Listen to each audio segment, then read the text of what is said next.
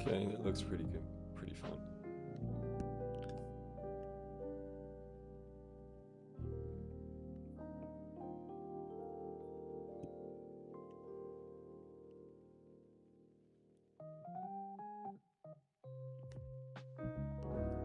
Okay. I don't know, is it actually working here? I guess it is, so there we go.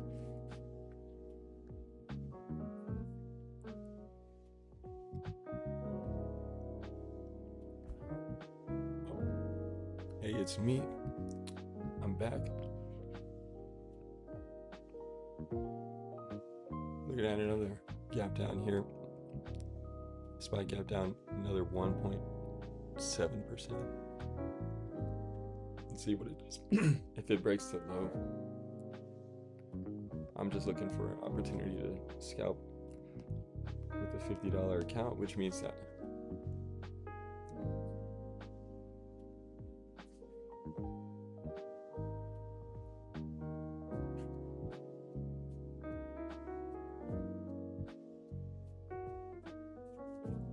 I can only trade momentum, so I need to look for an opportunity to spend the least amount of time in a trade as possible. So a range break would be ideal because it either works or it doesn't with a quickness.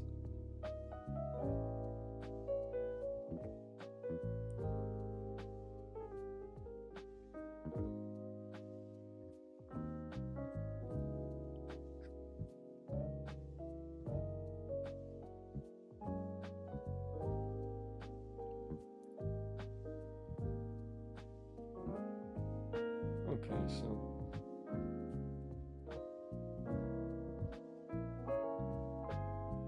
pre-market lows at 672.19.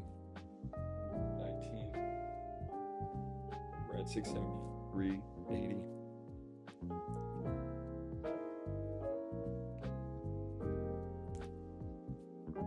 The contracts are too pricey with a $50 account. I can't even enter within 10 strikes, like literally 10 strikes out. 10 strikes out.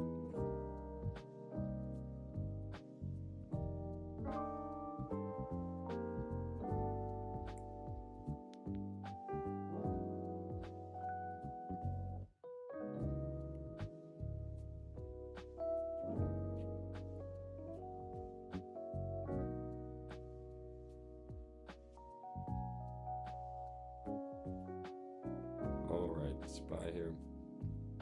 It's pulling back. Looks like it wants to break low.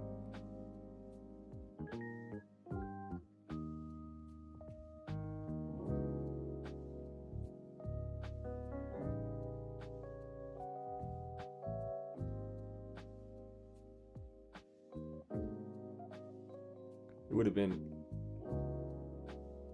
quite a difficult entry point right here. Not even breaking the range. So correct. But we're gapping down, forming what could be a further downtrend. The daily chart, on the daily chart, we made lower lows since the beginning of the year. As of today, we're on nearly the third or fourth lower low on the daily chart, which is basically a very slight downtrend. And we're at the bottom of that channel right now with this gap down. We have a gap above. We haven't broke the low of the day. We may sweep the low of the day and then go a little bit higher, maybe even go up back to 678 to fill up the gap. So there is possibly an opportunity in either direction, but right now the daily chart just looks bearish. But it looks like we need to fill the gap above, possibly. If not, then the gap down overnight will be vindicated.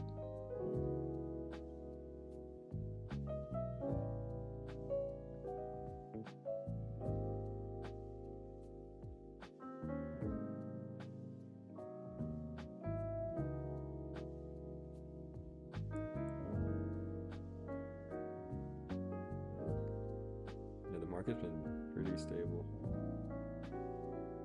But as of this morning, the gap down after yesterday's gap down, we're below the range of the past few months.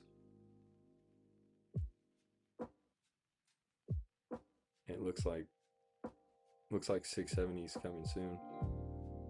But we may sweep this morning and then go up to the gap and then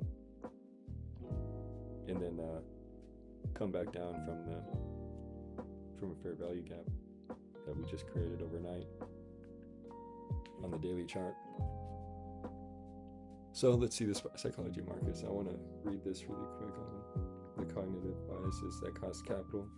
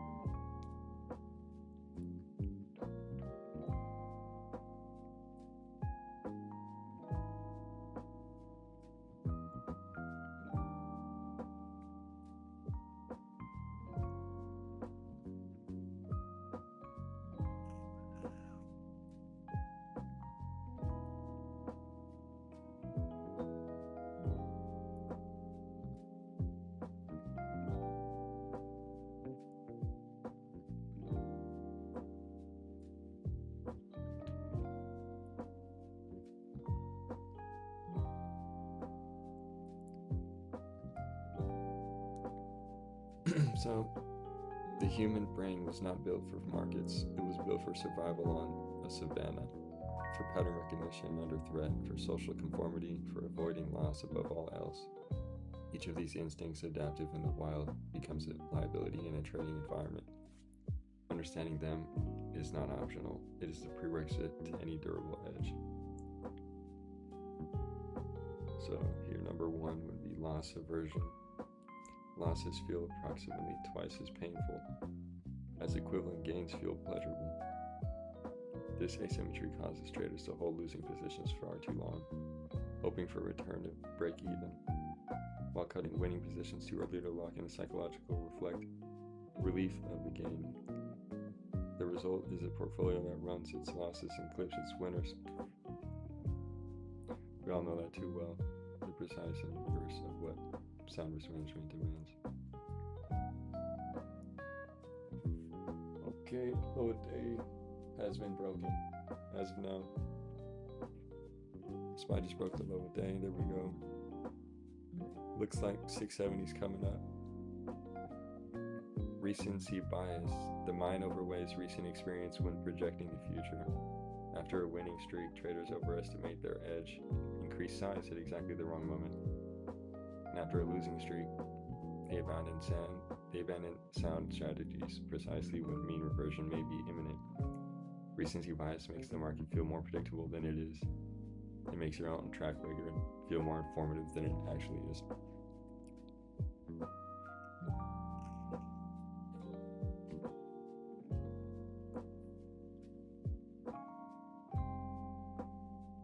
Confirmation bias. Once a position is taken, the mind begins selectively processing information that supports it and discounting information that challenges it. This is not dishonesty. It is neurology, but it is devastating in markets. A trader who cannot update their thesis when evidence changes is not an investor. They're just a storyteller with a position. Okay, interesting. The gambler's fallacy.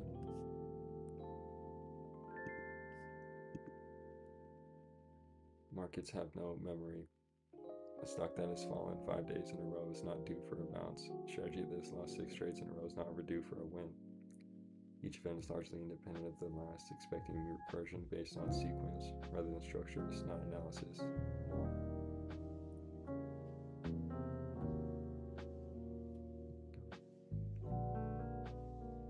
Overconfidence.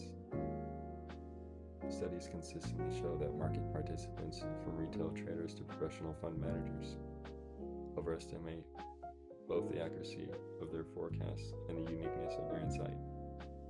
The antidote is not false humility, it is calibration, the disciplined habit of tracking your predictions against outcomes and adjusting your confidences accordingly.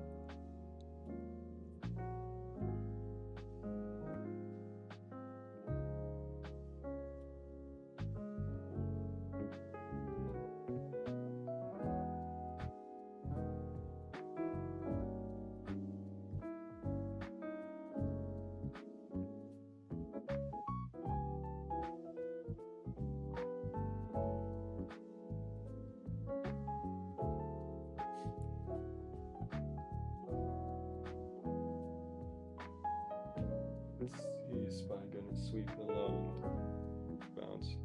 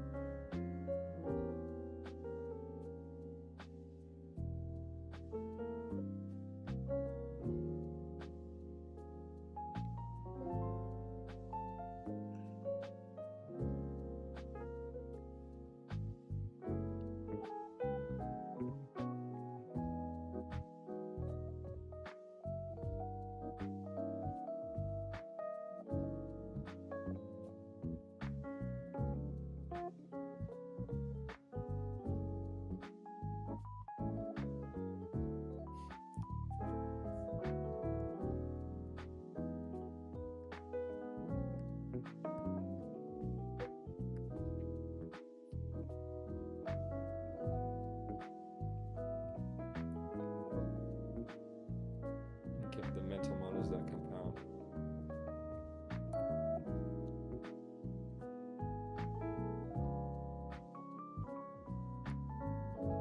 Beyond bias management and emotional regulation, certain mental models, when genuinely internalized, produce compounding returns in judgment over time. These are not tricks, they are frameworks for seeing more clearly, deciding more soundly, and acting more consistently under the specific conditions that markets impose. Expected value.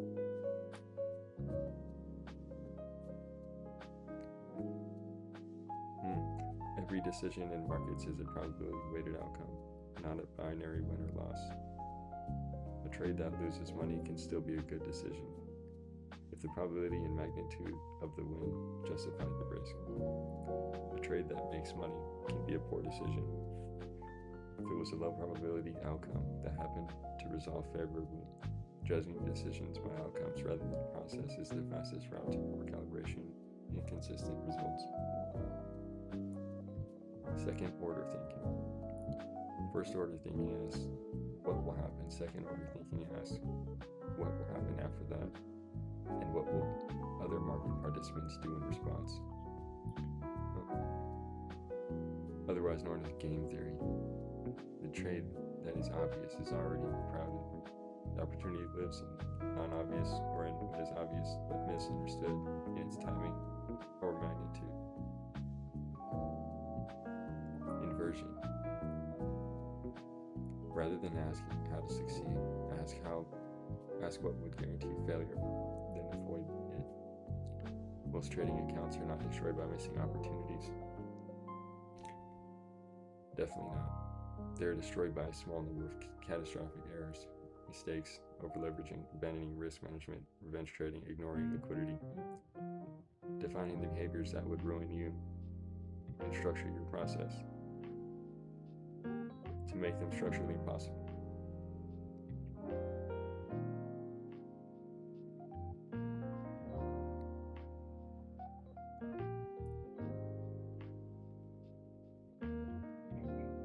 The base rate. Before acting on any specific thesis, consult the base rate. Often do situations like this one resolve the way you are predicting? Most traders dramatically overweight their unique insight and underweight the historical frequency of the outcome they are forecasting.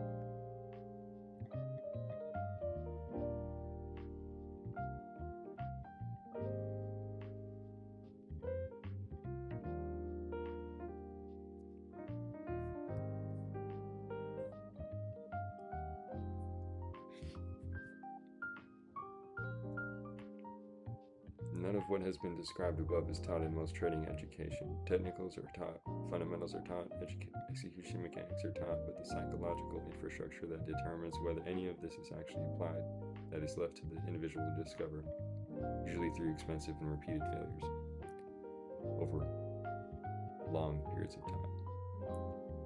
I know that from experience. The trader's true work is interior. It is the sustained, honest examination of the forces that operate between signal and action. The gap where fear, ego, impatience, and hope intercept rational process and replace it with something more comfortable and less effective. SPY going lower, new low day. Capital is not accumulated primarily by those with the best analysis. It is accumulated by those who can execute their analysis consistently, especially under conditions that make consistency hardest. Drawdowns, uncertainty, social pressure, boredom, overconfidence. These are not obstacles, they're the test.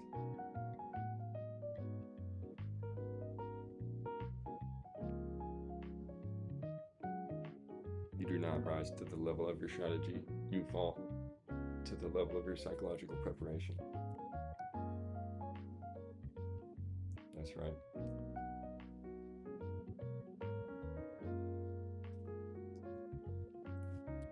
Okay.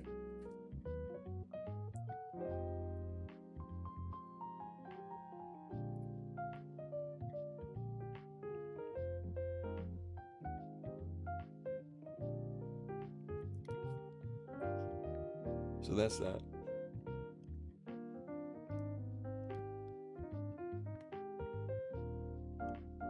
Alright, let me fix this.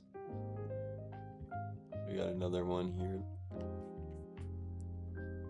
Paper called The Decision that I drafted up as well.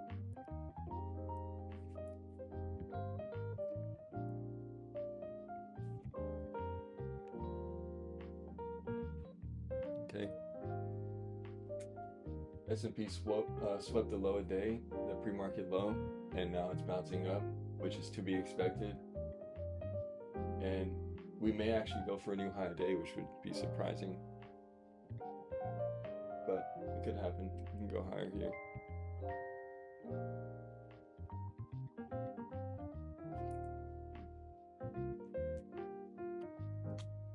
I would assume, let's see, 15-minute chart. Hourly chart.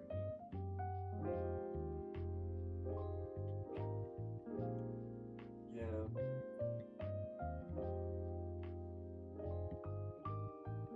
It's probably something like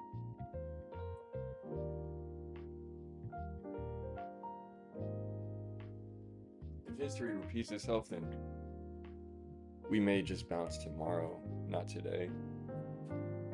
And that's if we bounce at all here after the gap down. And even if we did bounce, we would bounce into the gap just to reject the gap. So ideally the risk to reward is to the downside here in the situation this morning, but with the gap down, the risk is elevated since we just swept low a day. So I hate to say it, but there may be no trades today. But with a $50 count, $10 out the money, I don't see an opportunity right now. After the gap down, I didn't actually expect a secondary gap down, but Yeah, tensions are getting a little bit, tensions are increasing over in the Middle East.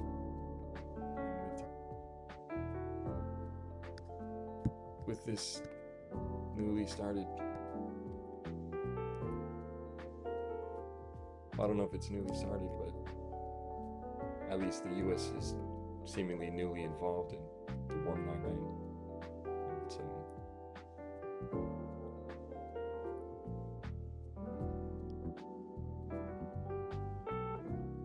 it's just a bit of jitters. That's the only reason why the market gapped down.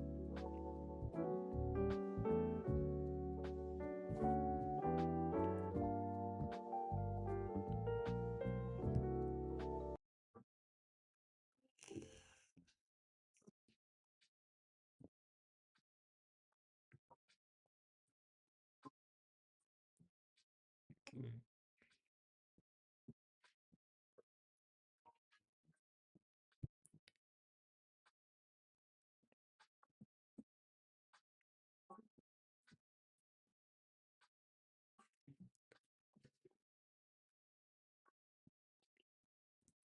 The decision, the decision itself, not the psychology that precedes it, not the strategy that frames it, the actual moment of commitment, the gap between knowing and doing, between analysis and action, between the plan made in clarity and the execution demanded under pressure.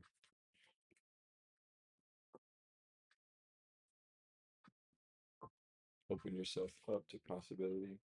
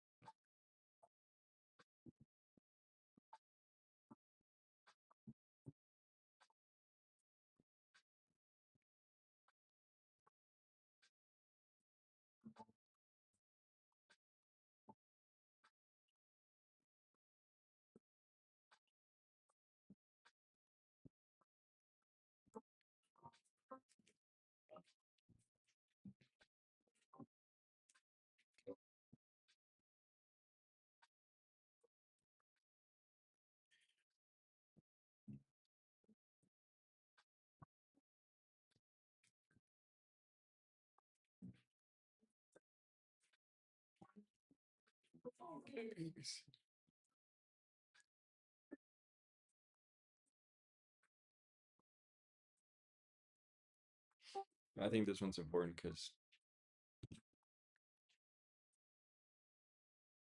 one of the really common issue and just in general anxiety of entering a trade is something that stops a lot of people from actually executing their plan properly. So the decision, the moment in time, and understanding the commitment required to make that decision possible, which means sizing down and understanding probabilities. So that's why this paper is important to understand this idea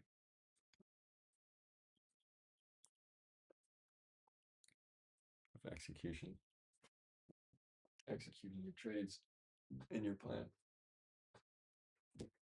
without hesitation, but preparation.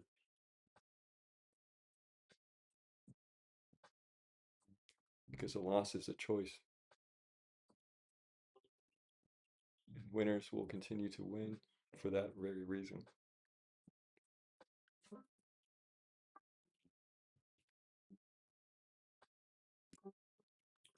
Good. Everything you have learned, studied, and prepared, every framework built in calm, every rule written in discipline, every thesis stress tested in the quiet hours before the market opens. All of it arrives eventually at a single point, a moment, a cursor blinking, a hand that must move. This is the decision, And it is where most people discover, often too late, that preparation and execution are not the same thing. Once again, it is where most people discover, often too late, that preparation and execution are not the same thing.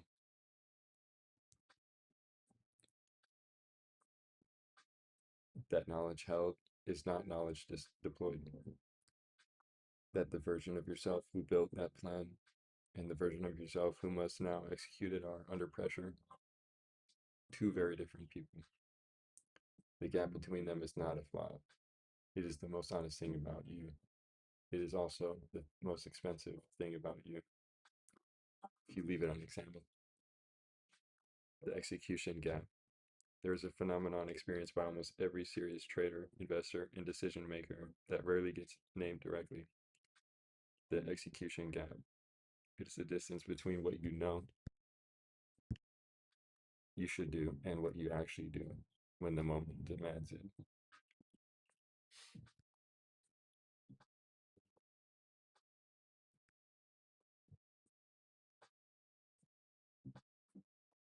Okay. It is not ignorance. It is not laziness. It is something more precise and more unsettling. It is the collapse of rational process under the specific weight of real stakes. It, in the absence of pressure, the mind is remarkably capable.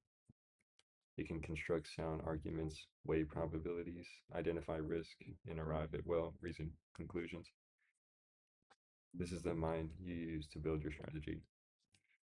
But pressure, the pressure of actual capital at stake, of real time price movement, of a position already in loss or a setup already forming, activates a different system entirely. One that is older, faster, far less interested in your carefully constructed thesis.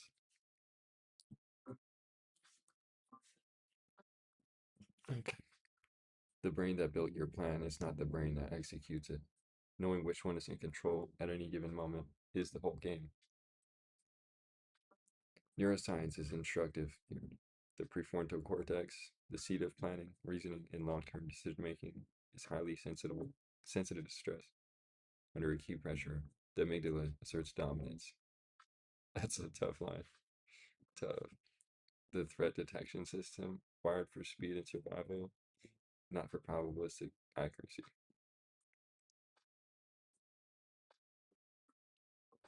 Okay. The result is decisions that feel rational but are actually emotional, dressed in the language of logic driven by the machinery of fear.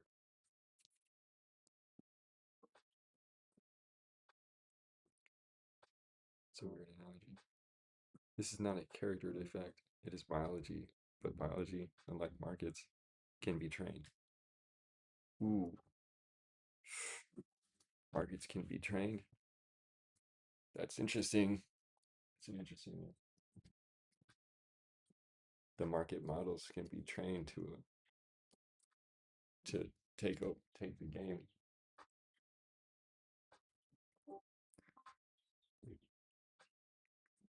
Okay, interesting. The execution gap is not permanent. It is the distance between where your preparation currently ends and where your pressure begins. Shrink the gap by extending the preparation, not with more analysis, but with more honest rehearsal of the moment itself. Okay. Pressure as a filter, not a distortion. Most traders experience pressure as interference, a force that disrupts clear thinking and produces errors. This framing is understandable, but it is incomplete. Pressure is not primarily a distortion, it is primarily a filter. Well, you could also call it selective thinking, which a lot of people have a problem with. It's an issue. Selective hearing, selective thinking, selective execution, actually. Think about it like that. What it removes is not your capability. What it removes is everything about your preparation that was never fully real.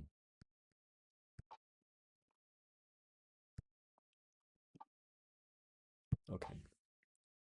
When you rehearse a scenario mentally but have never truly sat with the discomfort of it, never felt in the body what it means to hold the losing position while every signal around you screams to exit, your preparation has been theoretical.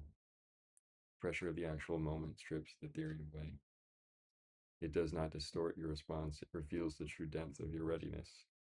Pressure does not build character, it reveals it. And in markets, what it reveals has a price attached, a cost. This reframe is not meant to be harsh, it is meant to be useful, because once you understand that pressure is a diagnostic rather than an enemy, you stop trying to eliminate it and start using it. Every moment of execution difficulty is an information about where your preparation is shallow. Hold up. Every moment of execution difficulty is information about where your preparation is shallow. Every freeze, every impulsive exit, every trade taken outside of the plan. These are not failures of discipline, they are data points. They tell you exactly where to do the next round of work.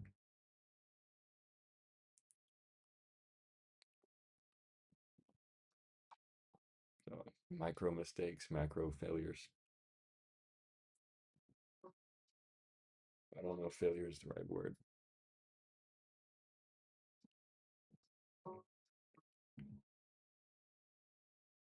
The traders who perform at best under pressure are not those who feel less. They feel the same fear, the same urgency, the same pull toward relief. What differs is their relationship to those feelings. They have learned through repetition, through honest post-mortems, through deliberate exposure, to act from their plan rather than from their nervous system, not by suppressing this signal, but by no longer being governed by it. Okay, here's the important part. 2 failure modes, 1 root cause. In markets, execution fails in 2 directions. They look nothing alike. They produce opposite observable behaviors, but they both share a single origin.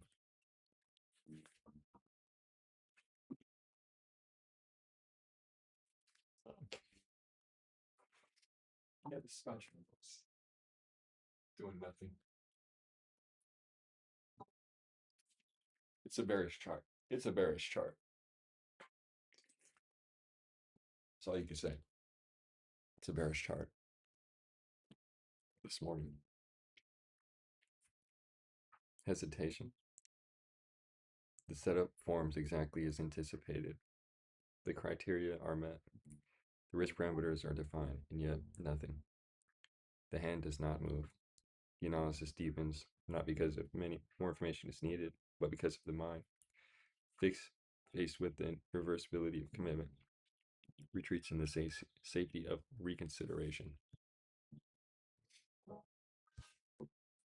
The moment where you rehearse a scenario mentally, but you have never truly sat with the discomfort of it, never felt in the body what it means to hold a losing position while every signal around you screams to exit. Your preparation has been theoretical.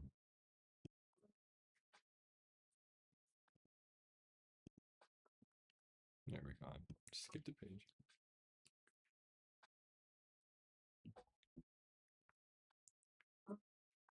45 minutes into the market and we haven't really done anything. We're still right below pre-market low. Looks like it's going for another low a day.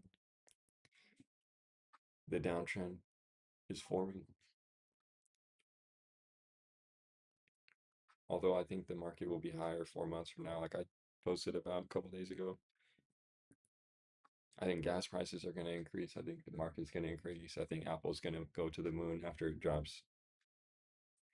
But there's a lot of stuff Apple's about to do that's going to make the stock go a lot higher.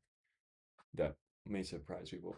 I don't think people expect Apple to really like drop proprietary models or even like prove that they know it, that they have the capability to integrate decent software into their iOS in terms of like artificial intelligence models. I think Apple's gonna hopefully surprise this year. And then I think, the inflation is obviously a concern with gas, but I think inflation probably does nothing. Inflation is low, it's gonna stay low. Inflation is not gonna be affected by the gas prices specifically, on its own. And I think along with that, Bitcoin is gonna do nothing. Even if the market goes up, I think Bitcoin's probably doesn't do much. I mean, if the S&P 500 goes up 5%, I would like to think Bitcoin outperforms it, but that's just not the case. So if the S&P goes up 5% in 4 months, then I think Bitcoin would probably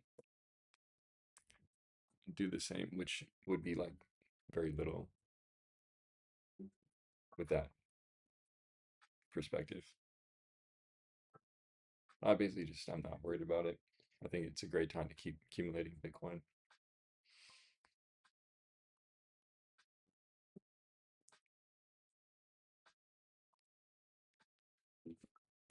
Oh no. Okay.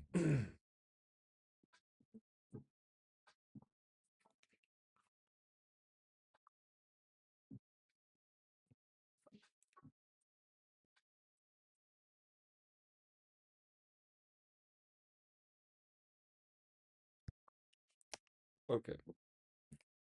The trade that was correct moves without you, and the emotion that follows, the particular anguish of a missed opportunity executed perfectly in hindsight, is somehow worse than the loss itself would have been. 100%. Impulse. The second failure mode, impulse. The opposite failure is equally common and equally destructive. A loss triggers the need to recover it. A win triggers the need to extend it. The plan is intact, the rules are known, and then a trade is taken outside both, justified in real time, with reasoning that sounds sound, but is actually the voice of emotion seeking resolution. Impulse traders are rarely random. They are narratively coherent. They feel like decisions. This is what makes them so dangerous. They wear the mask of discipline while dismantling. Okay, market's going lower. Got a decent red candle on SPY on the 5 minute finally. Low a day, 670. 670 coming right up, 670. Hesitation and impulse appear to be opposites. One too slow, one too fast, but trace either back to its source and you arrive at the same place. An inability to tolerate the specific discomfort that the decision requires. Hesitation avoids the discomfort of being wrong about a committed positions. Impulse avoids the discomfort of sitting with an open loss or with the energy of a one trade not yet pressed. Both are the mind choosing emotional relief over strategic fidelity, but cost the same thing in the end. The returns that a well-executed plan would have produced. Consistency is king.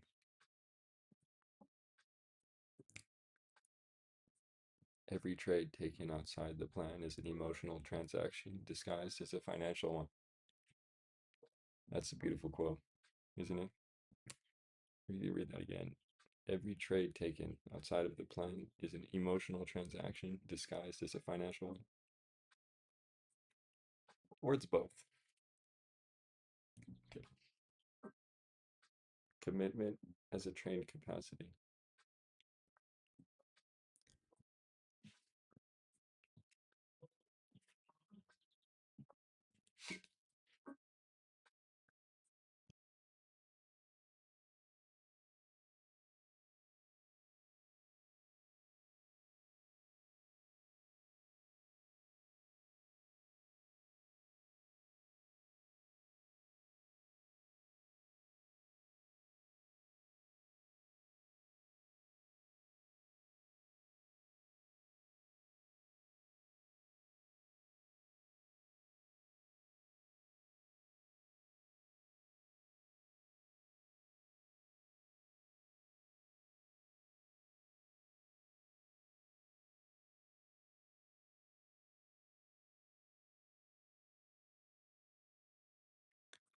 Here we go. There's 670. We just hit a couple minutes later. It's too bad. I only have a $50.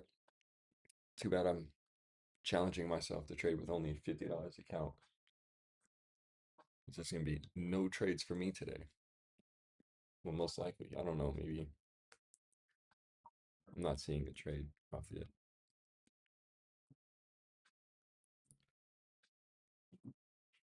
I'm not seeing the opportunity as of now. If we would have went up into the gap, then would have been easy short. But now it's kind of risky short, and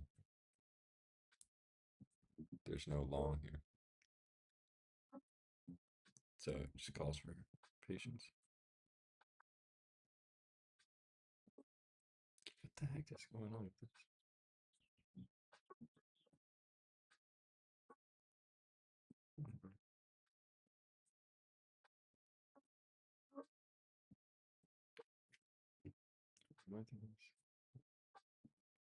Okay.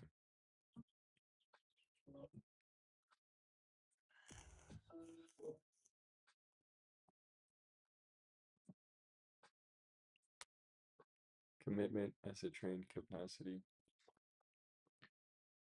Decisiveness is not a personality trait, it is a trained capacity developed through repetition, refined through reflection, and sustained through structural design. The belief that some people are simply natural decision makers, the commitment comes easily to them, to certain minds and not to others, is both empirically weak and strategically disempowering. It locates the solution outside the self, in the territory of the unchosen.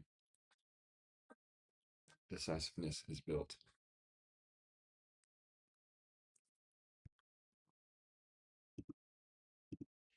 Discernment in market discernment.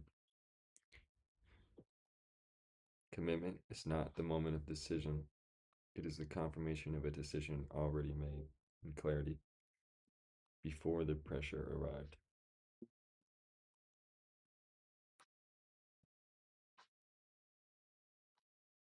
Pressure is a personal problem.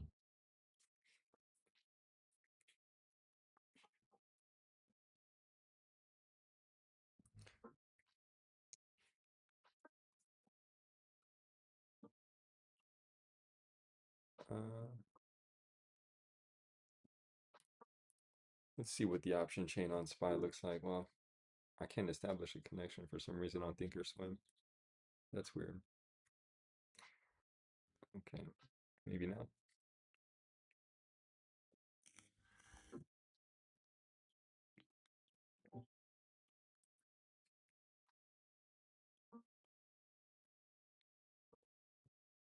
Okay, we're clearly going lower on the chart. Is so clearly gap down. We bounce in the morning. We open the market, and then we reject pre-market highs, and then we break pre-market low, overnight low, and look at the red candles forming. The opportunity is in the market. The VIX is up 30% today. The VIX is at 28. You know what that means? In December, no, in late October, the VIX hit a high of 29, 28.99. So, and we're at 28 right now, 03. In late November, the VIX hit 28, 27. And there's more of a justification for the VIX to rise at this time. So if you zoom out on the daily chart, or honestly on the weekly chart, the VIX looks like it wants to just like go to like 40 real quick, maybe 50, which means the market may lose 5% over the next week. It's possible. Maybe in the next day or two, but that's just because these tensions are escalating and people didn't expect a war to happen. And so a lot of it's coming by surprise to the majority. And so this VIX chart, this daily VIX chart looks crazy. It's a massive hammer candle pushing up towards 30, almost breaking the. If it hits 30, then it's opportunity in the market, like I said, once again. It's gonna be big. That's gonna be big. I gotta put alert on 670. I'm gonna put an alert at $29 or $30. So here we go.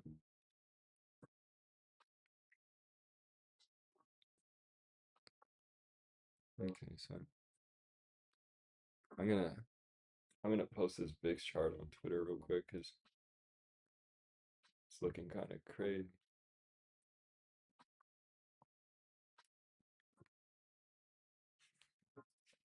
Look at the SPY chart looking kind of crazy. Does that show? Was that the same? No.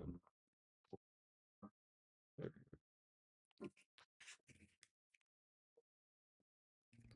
Wow. All right.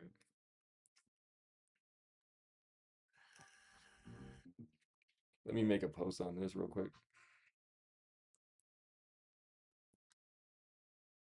Yeah.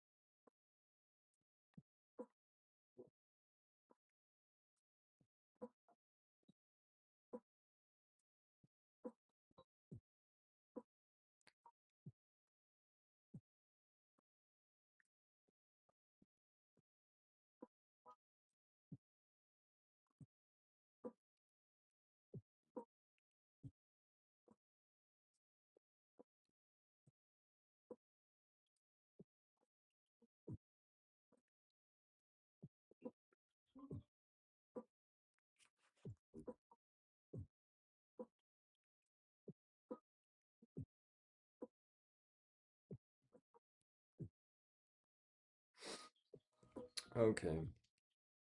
The VIX is nearing its recent highs from last year at around 28, 29. If it breaks above 30, there will likely be a 5% pullback on SPY. But of course, it won't last.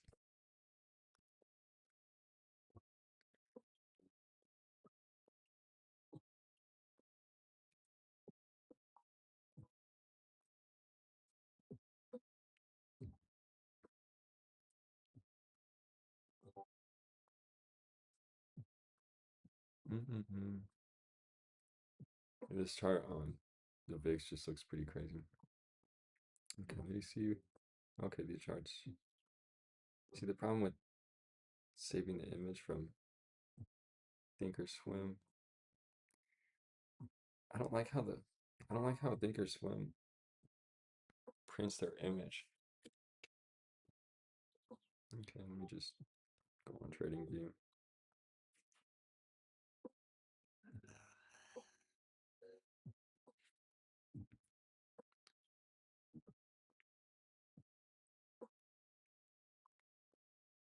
No, it's a weekly chart on VIX.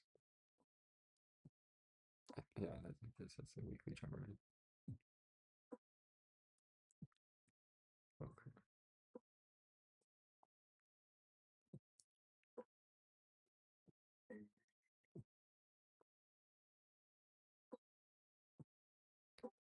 VIX, and I don't know why there's SPY. VIX and SPY.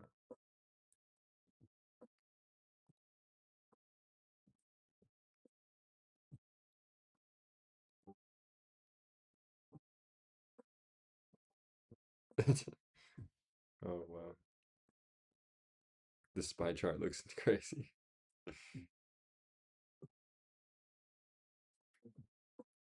The SPY chart from early 2025 looks nuts. The weekly chart.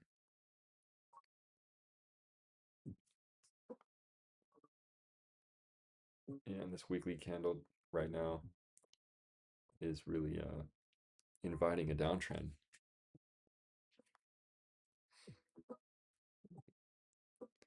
I really think SPY still hits 700 by the end of the year though, which it has not yet. I think probably hit 700. Um, I would like to think it hits 700 like a few months, even if it pulls back. But then again, like I don't know, this chart looked kind of crazy. I'm not really too worried about it. I'm not worried about the pullback.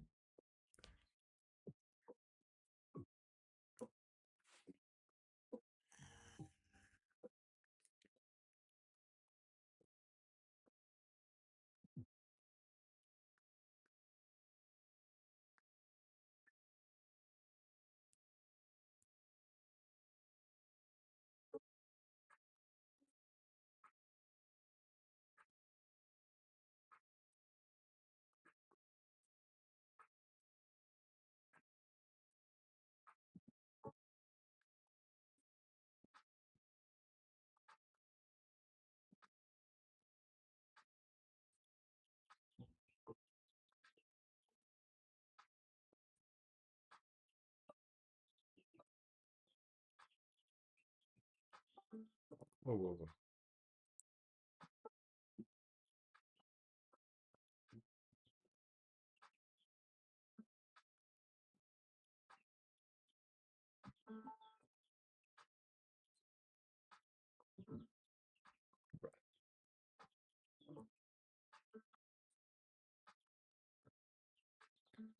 Now the this divergence on the SPY and VIX weekly chart looks crazy.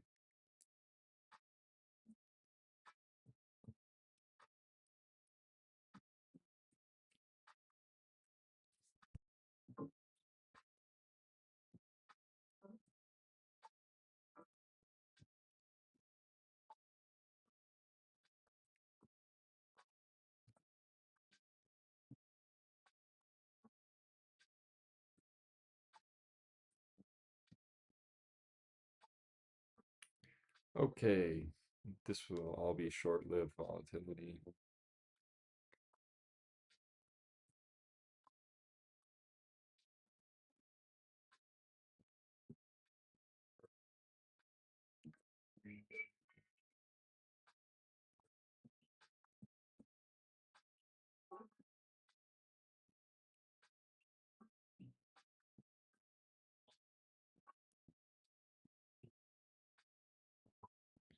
Okay, well there we go.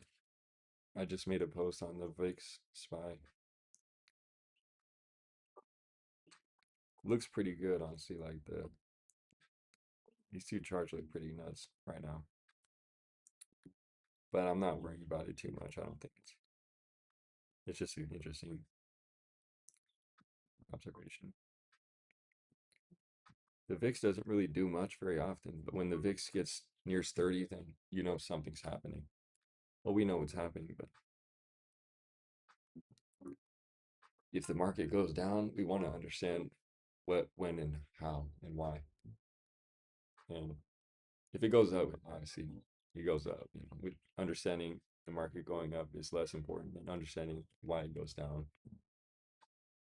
That's why the VIX matters, but only matters when it matters, which means like over time the VIX will depreciate. But if the VIX volatility is increasing, then it's like a momentum indicator for sentiment, negative sentiment.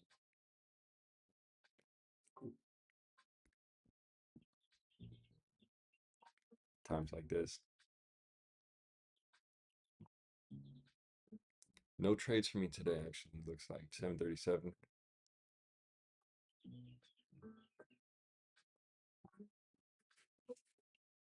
What does that mean?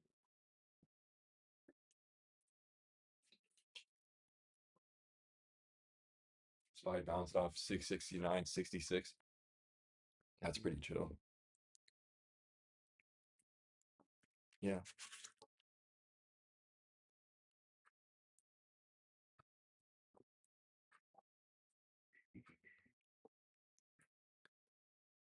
VIX, VIX, VIX, VIX, VIX. Okay, let me go back to this paper now.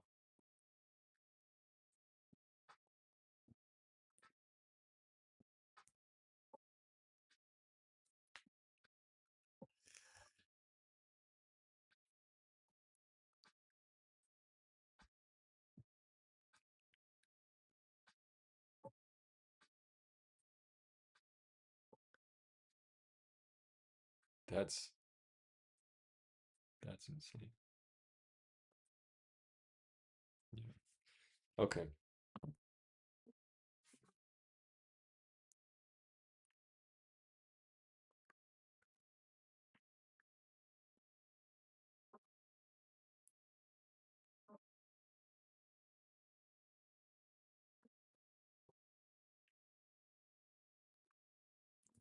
All right.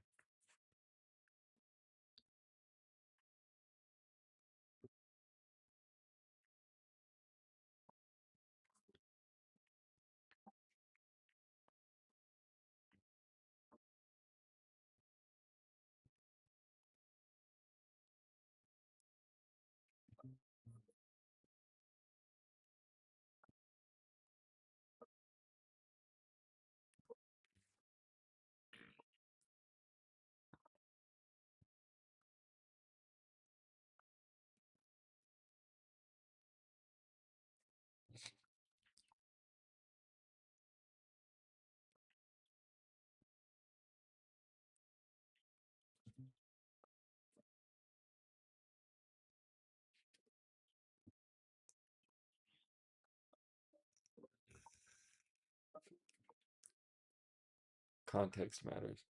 Okay. The reversibility principle.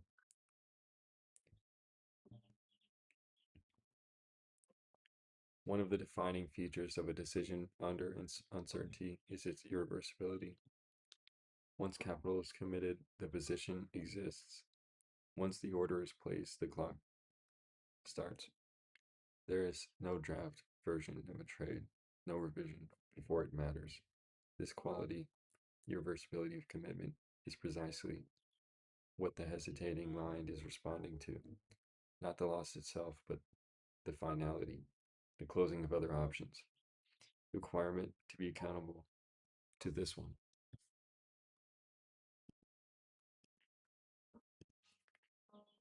Most people find irreversibility uncomfortable. The mind, left to its own preferences, would stay in the space of optionality indefinitely, analyzing, considering, refining, because optionality is safe. Nothing has been risked, nothing can yet be lost, but markets do not wait for comfort. Optionality in trading has a direct cost. It is a return foregone, while you deliberate past the point of useful deliberation. So overthinking is a weakness. Overthinking is a massive weakness in the market. The way to make peace with irreversibility is not to pretend it doesn't exist. It is to shift the locus of the decision backward in time, to make the irreversible choice earlier. In a mental environment where you are calmer, more rational, and less subject to the distorting effects of real-time price movement, this is what seasoned traders mean when they speak of pre-deciding. Pre-decision, actually, is what it's supposed to read. The habit of resolving in advance every significant branch point of trade might encounter.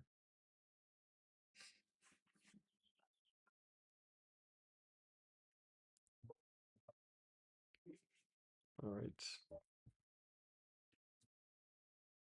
So entry condition.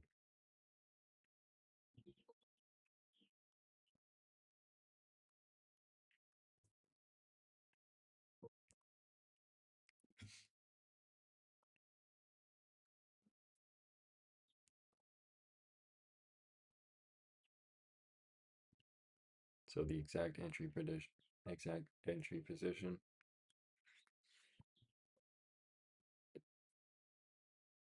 proofability.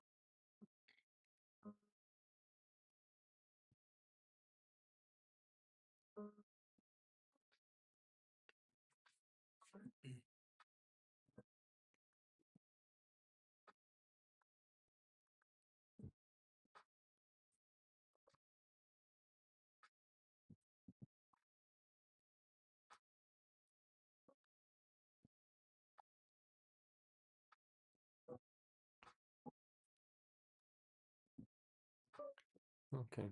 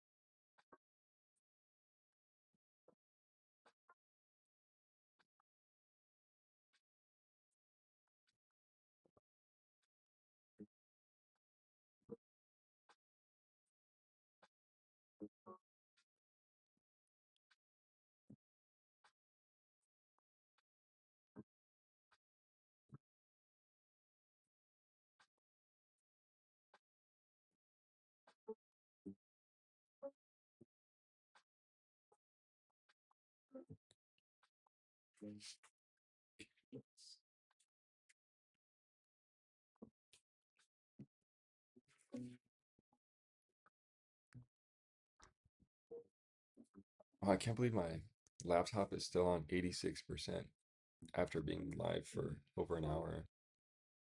That's pretty tough. Wow. Okay, let's see. I gotta finish this real quick. What the decision asks of you. The decision ultimately asks something simple and extraordinarily difficult, that you show up as the same person who built the plan, that the version of you under pressure, with capital exposed, with the market moving, every emotional system in your body activated, remains, in the essential ways, faithful to the version of you who sat quietly and thought clearly and wrote down what should happen exactly. Beautiful. This is not about being emotionless. Emotion is information. Fear, properly calibrated, predicts capital, which is the ultimate goal. Excitement, properly bounded, sharpens tension. The goal is not the elimination of feeling. It is the refusal to let feeling override process. It is the practice capacity to feel fully and act correctly at the same time. Everything in this series, the paradox of edge, psychology of markets, etc., not a better strategy, not to more sophisticated analysis, to a better executor. Someone who has done enough interior work that the gap between knowing and doing is narrowed to the point where, when the moment arrives, there is no deliberation left, only delivery. The plan is the thinking, the decision is the doing.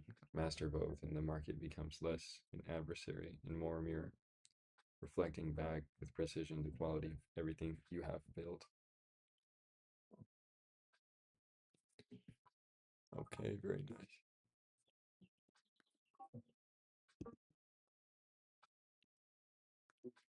That's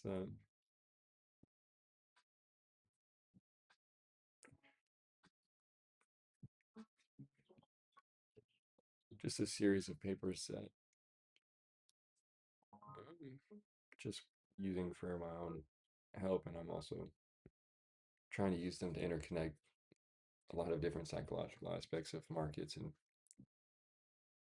and capital exposure. Not only to help myself, but hopefully to I'll share these somewhere. I just don't know where yet, but I have to. I have quite a few more to do to to go through. So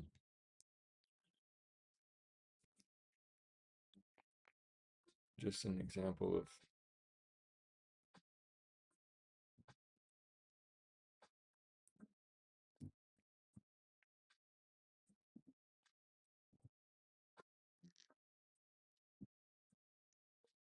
just an example of an example.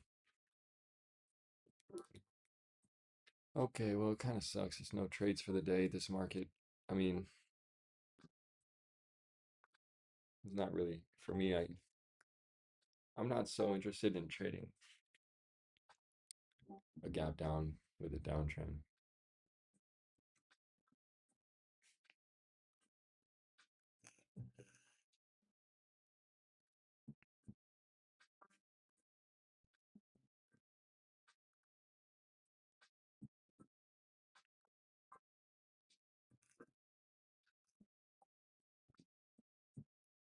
Yeah, the SPY weekly chart at 670 looks ominous, but so did it many times since the beginning of since early 2025.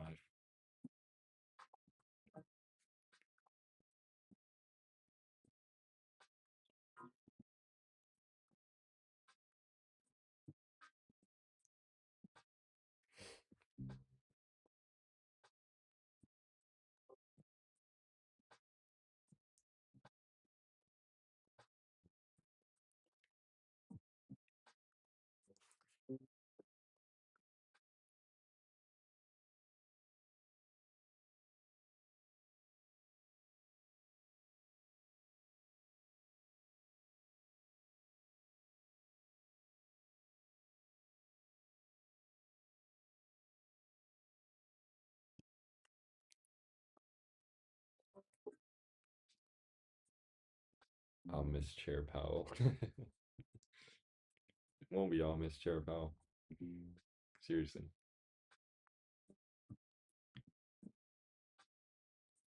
I'm gonna retweet that. We're gonna miss Powell. Seriously. We're gonna get Mr. Peter. I mean, not Mr. Peter. No, I forget what's Stu's name again. I posted a whole thing about him. This guy, Kevin Warsh. Yeah, that's crazy. Inflation is a choice. That's a crazy quote. Americans would have higher pay and greater purchasing power if the Fed got its act together.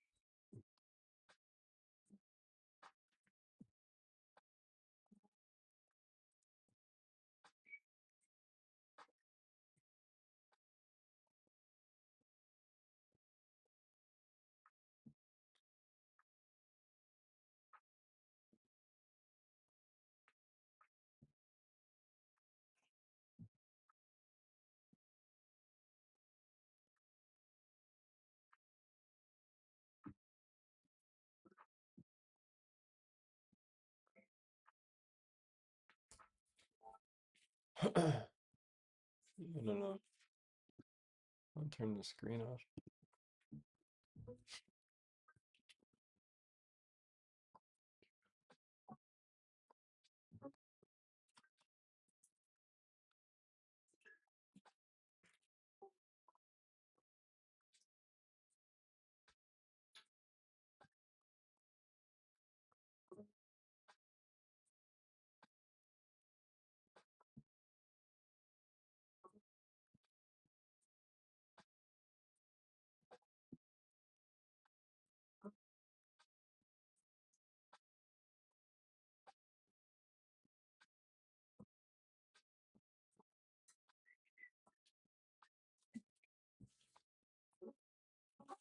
All right.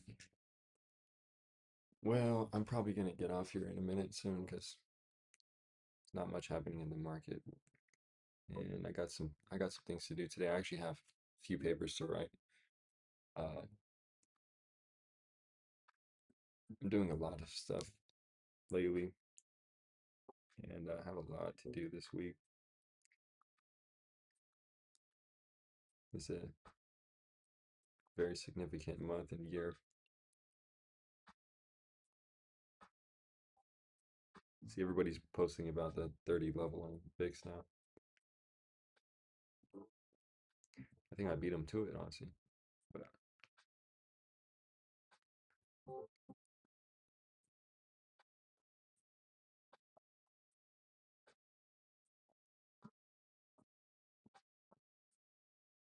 pure chaos.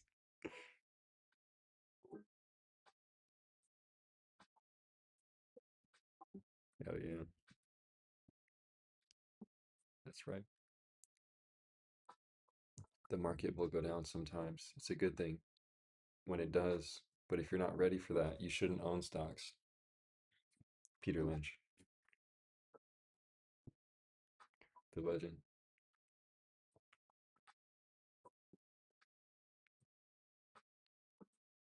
Would Peter Lynch trade a $50 account on the S&P?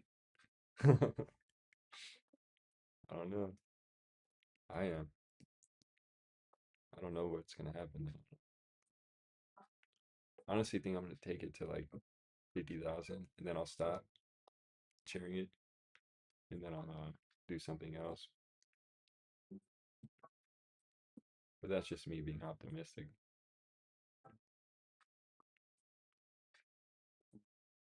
I have no real expectations for trading with the $50 like I'm doing here, but it's a slow process and it's deliberate, it's intentional, it's focused, it's faithful. And for now, I'll just be studying, I'll just be keeping up, staying active.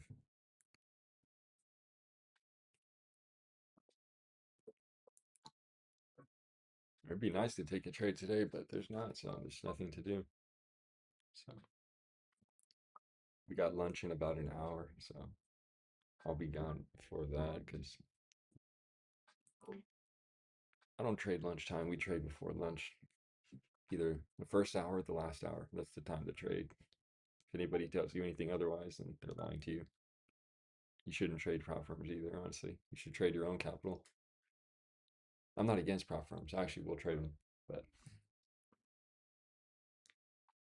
I think trading prop firms is like it has its own qualities and downsides, or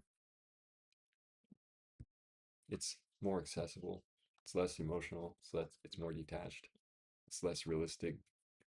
It doesn't depict reality or truth as much as trading a real account with real live capital, like I'm doing on Trader, on Thinkorswim, and Robinhood, and I've lost tons of money over the years, and I've also made tons of money, but I haven't retained it all. So the goal now is to create consistency and be accountable for the decisions that I make. That's why all these things are important to study, to learn, and to repeat over and over to distill it.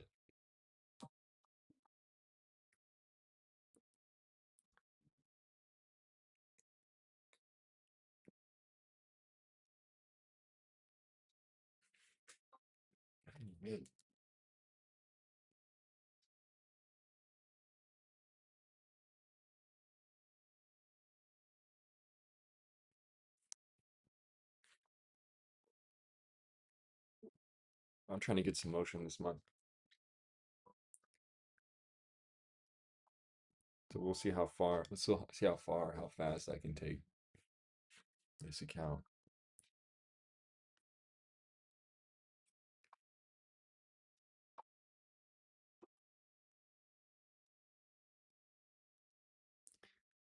Okay, let's see what else is happening on the timeline. Is there anything else important?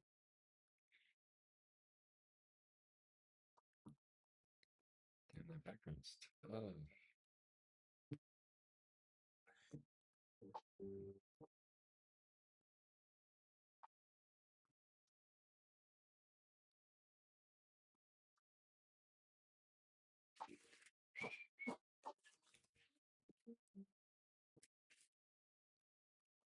See this?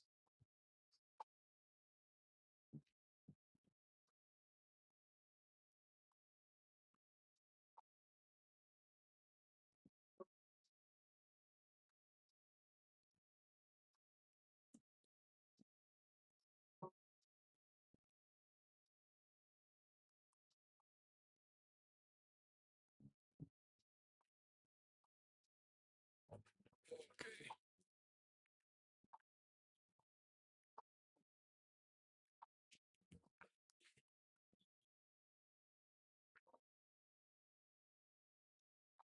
Really?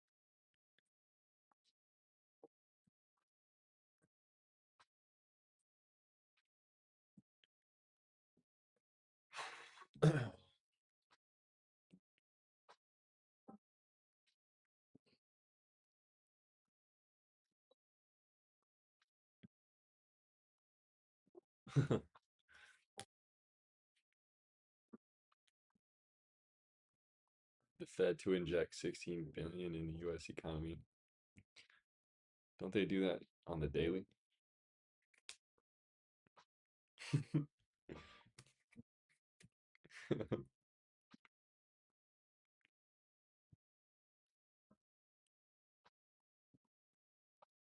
I don't get it. You got to spend money to make money. Eventually, when compounding does its work through time, you end up with a surplus. Just because we're in a deficit now doesn't mean 200 years from now we won't be in just as much of a surplus, if not more. And that's the optimist take. I have a whole idea about the way people look at the fullness of time when it comes to being indebted and creating or generating wealth in surplus, more specifically. And it's no different for a country than it is for people or person, I mean. What the heck is this? Okay. So, and what we're seeing with technology, with AI and automation, the efficiency of productivity, it's just begun. This is just gonna change everything, whether you like it or not. No, it's gonna be crazy. That's crazy. Oh, these tweets are so funny.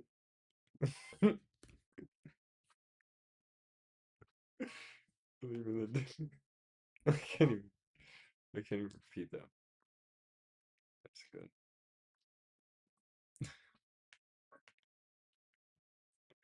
This is why I stay off the For You page, because as soon as I go on the For You page on Twitter, you get a bunch of like funny stuff, and like you don't get like the quality of information that you're looking. You're looking for quality signal, stay off the For You page. You're not going to get signal on the For You page. You have to curate lists of people who are actually know what they're talking about.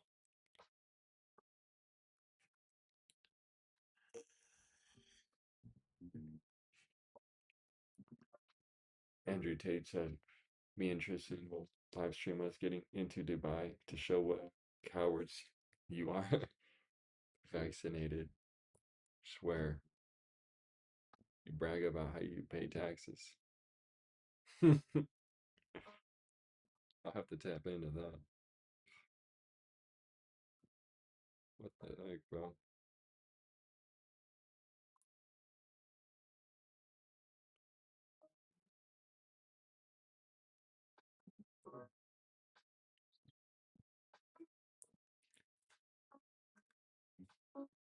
Okay, what's this? Federal Reserve Board issues enforcement actions with former employee of East Cambridge Savings Bank and former employee of United Bank. Hmm, it's nothing.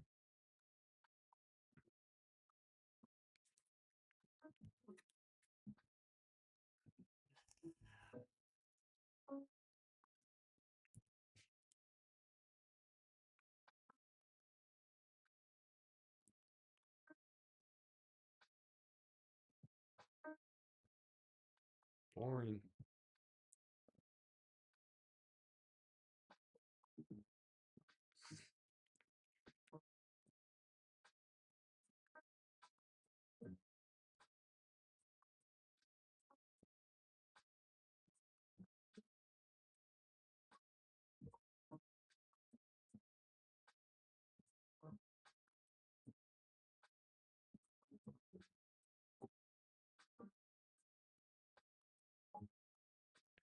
That's good.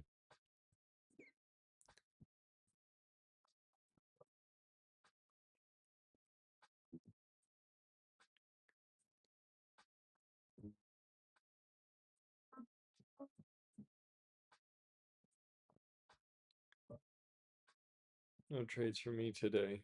No trades for me today. No trades for me today. No trades for me today. Nope. Unfortunate. No trades for me today. Maybe tomorrow. There's opportunity in the market, but for me with 50 bucks, I gotta be discerning at a high level. So we will continue this later. I'm gonna head out right now, and I'm gonna go make some lunch and do some writing, some other things, research. So that's all. Have a great rest of the day.